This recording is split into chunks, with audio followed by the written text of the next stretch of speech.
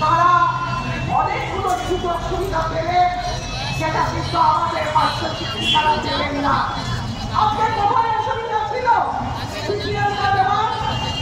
একটু আগে আমাকে আমার পার্শ্ব শিক্ষিকা বড় জিজ্ঞেস করছিলেন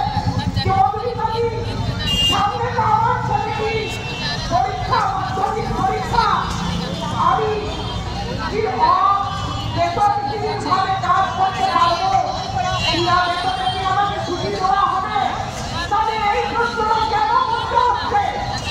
একজন মহিলা রেগুলার টিচার সে যদি 2 বছরের জন্য ছুটি পায় সিপিএল পায় তাহলে একজন পার্শ্ব শিক্ষিকা তার ছেলের মাধ্যমিক পরীক্ষার সময় তার ছেলে অসুস্থতার সময় কেন এই বিশেষ সুবিধাটা পাবে না? এটা তো কোনো অর্থের সাথে সম্পর্কযুক্ত ছিল না। আমরা কিন্তু এই যখন রেগুলার টিচারেরা ছুটি নেন তখন তাদের সেই কাজগুলো কমপ্লেন কাজগুলো করে দিতে বিরাম করি। কারণ আমরা চাই এই রাজ্যে শিক্ষা ব্যবস্থাটা হয়। এই রাজ্যে একটা স্কুলের শিক্ষা ব্যবস্থাকে এগিয়ে যাওয়ার জন্য একজন পার্শ্ব শিক্ষিকা সেই সাবজেক্টগুলো তারা করে দেন, সেই সাবজেক্টের ক্লাস তারা দেন, কিন্তু তার ছেলেটি বা মেয়েটি যখন পরীক্ষা দেয় বা অসুস্থ হয় তার সঙ্গে আজকে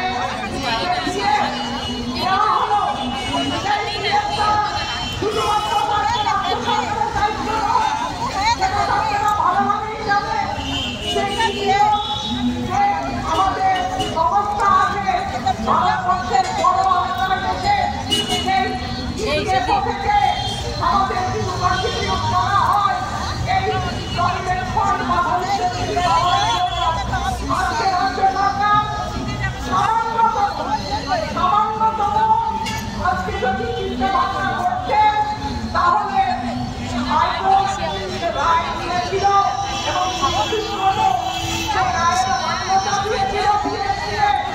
আপনারা জানেন ইতিমধ্যে আজকে রাষ্ট্রের অবস্থায় আমাদের শিক্ষকদের সংগঠন সেই আদায় করে দিয়ে এসেছিল সেটা কিন্তু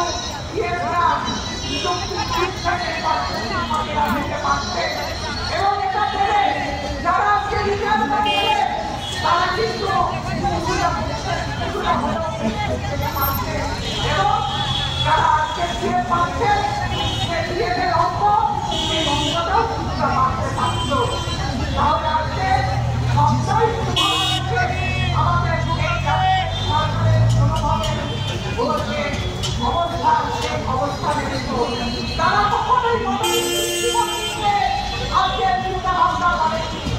তারা কখনোই দেখতে চায়নি যে আজকে এই রাজ্যের যে শিক্ষা ব্যবস্থা এই শিক্ষা ব্যবস্থা 80% তাই হয় পার্শ্ব শিক্ষকেরা তাদেরও এর করে বাঁচার অধিকার আছে, তাদের সরকার সম্পর্কে মানুষ করার অধিকার আছে, তারাও অবসর যখন গ্রহণ করবে তারপরেও তাদের জীবন ধারণের জন্য কিছু পয়সা আপনি আসার দরকার আছে।